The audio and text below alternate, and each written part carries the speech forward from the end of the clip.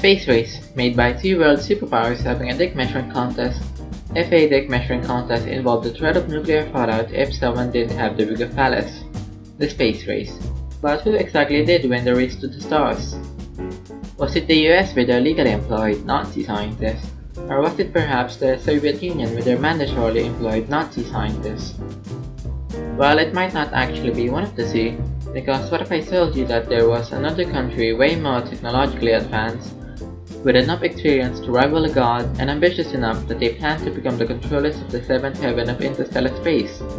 Because as it turns out there is, and the man behind all of it is the one and only Edward Makuga Incoloso from the nation of Zambia. To give you a run-through of who Edward was, it all started when Edward was just a young lad and he looked up at the stars and saw the great vastness of the cosmos and thought to himself how great it would be if one day he too could venture into the galaxies like comets flying around in space. But while looking up at the stars, he received a revelation from God. Edward. You know, you should really help around the house some more. Your parents keep bugging me about it. Aha! That's it. I'll start my own NASA, but better. What the fuck are you talking about, Edward? Did you not hear a word of what I just said? The first step for that is conquering the moon. Like seriously, am I talking to a brick wall? No wonder your parents wanted to say. And so we did. Edward went on to create the Zambia National Academy of Science, Space Research and Philosophy.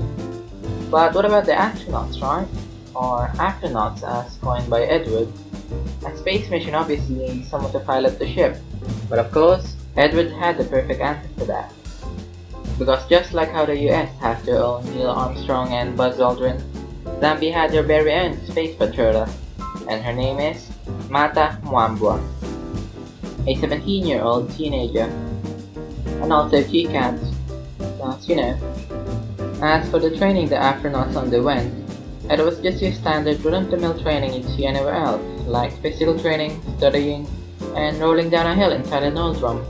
You know, just basic stuff you'd see in something like a camp. Okay, but about the oil drum. According to Edward, it's supposed to train them in the feeling of weightlessness in both space travel and re-entry. Now I know that you might be thinking that it's pretty dangerous, right? Well, Edward scoffed for that, because no glass-bearing papers can deal and suffers from mundane things that his concussion has any place in the Zambia National Academy of Science, Space Research and Philosophy.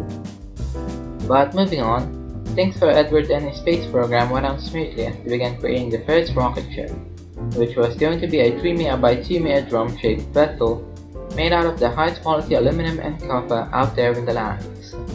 And it was to be named the Kalu-1, named after the first president Kenneth David Kaunda.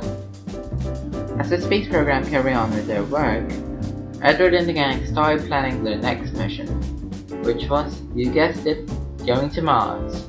Eat your heart out, Elon. Edward's got you beat by 6 decades. But anyways, the next space mission also included a missionary, who was only added for the purpose of introducing Christianity to the primitive Martians and to not force it onto them as instructed by Edward. Yo, James. What is it, Edward? Well, it's about the Mars mission. Yes. It's about introducing the natives to Jesus. Well, yeah, what about it? That's not my job. Well, I've been thinking about it, and I didn't really think it'd be a good idea to force them into Christianity if they don't want to. Because, to be honest with you, I don't really want us to go down in history as the British Empire of Space. Yeah, I guess that's true. But after all of that, and when everything became ready, Edward finally announced the launching of his rocket ship, which was on the 24th of October 1964, Independence Day. A perfect day to launch a spaceship if I do say so myself, and the perfect place for it too, since the location was the Independence Stadium. And with the ball finally rolling, Edward, giddy with excitement, can almost taste the sweet creamy juices of the Milky Way, as it was now finally time to launch that space. Well, it turns out Edward was denied permission because it was deemed inappropriate. So yeah. Now this isn't terrible per se, because this just means that they have another opportunity to improve themselves. which Edward did. And how did he improve himself and the program? With the power of capitalism, of course. Because after they were shunned away from the stadium, Edward requested grants from UNESCO and $1 billion from some private foreign sources. Which sounds dubious, I know, but a man's gotta be willing to do whatever it takes to achieve his dreams, even if it meant going down on your knees and sucking some old baron's cock. So with all that said, it was time for Edward to go back to the drawing board once more. But then, tragedy struck. Edward, I have some not so happy news. Oh, what is it? Did a new spaceship explode? No, we're still working on that. Oh, then what is it? Well, you see, the space girl. She got pregnant and she packed a bunch of horny teens in a single dorm. Oh, that's not too bad. We can just make her into the first pregnant woman in space. Her parents also want her back. Oh, I see. What the fuck? But that wasn't all, because these grants and funds Edward requested didn't happen. With lack of funding and the space girl's pregnancy, Edward's dreams of flying across the galaxy while holding hands with Halley's Comet might never come to fruition, because the Zambian government has also distanced themselves from Edward's ambition. A true Greek tragedy. May he rest in peace.